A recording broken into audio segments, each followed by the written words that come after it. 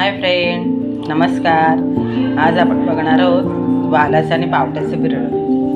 म्हणजे मी मिक्स करून टाकलेलं आहे वाल आणि पावटं. थोडे मूठभर वाल घातलेले आहे, थोडे मूठभर पावटा घेतलेले आहे. त्याच्यामध्ये बटाटा मी घालणार आहे. ते भिजवून मोड येऊन घेतलेले आहे सोलून, आणि आता त्यामध्ये बटाटा ॲड. बटाटा घेतलेला आहे, त्यामध्ये हे धुवून घ्यायचं स्वच्छ पाण्याने. हे बघा, अशा पद्धतीने हे धुवून घ्यायचं आहे स्वच्छ 2-3 पाण्याने, कारण वाल हे उकरस असतात त्याच्यामुळे त्याला वास येतो. त्यासाठी चांगलं स्वच्छ धुवून घ्या. त्यासाठी गॅसवर कढई ठेवलेली आहे गरम करायला. त्यामध्ये आता तेल घालून घेऊया आपण. गरम झाल्यानंतर हे बघा, कढईमध्ये तेल घालून घेतलेलं आहे. आता त्याच्यामध्ये राई घालून घेते.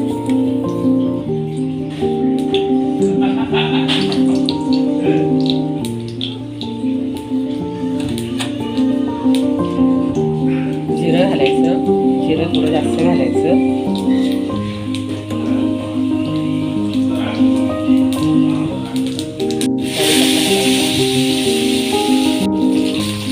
लसूण घालून घेऊया.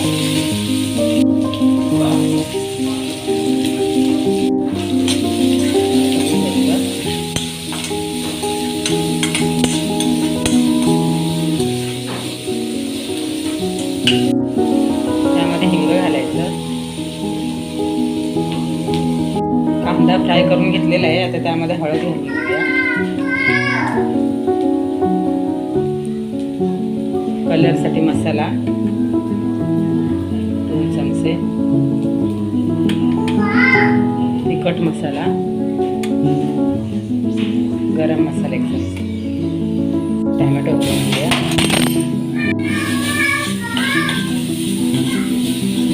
मीठ घालूया.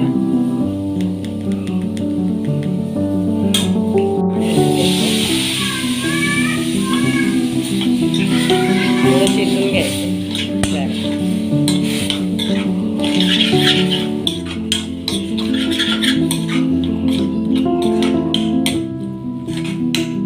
टोमॅटो शिजलं आहे. आता आपण वाल आणि पावटा जे आहे शिजवलेलं आहे ते आपण याच्यामध्ये घालून घेऊ. मसाला तयार झाला, हे टाकून घेतलं ह्याच्यात.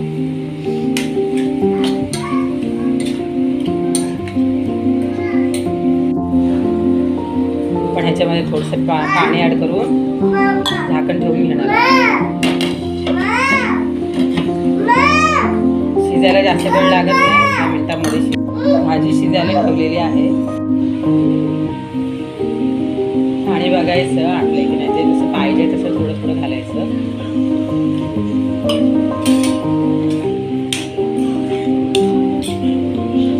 वालाचं बिरडं हे आमच्या कोकणामध्ये चालतं, आवडेल तसं.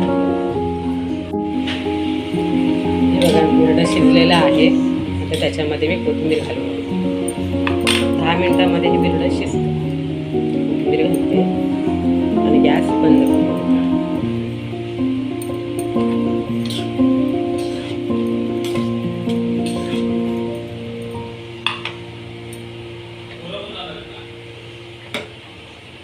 अशा प्रकारे आपले बिरडं हे तयार झालेलं आहे.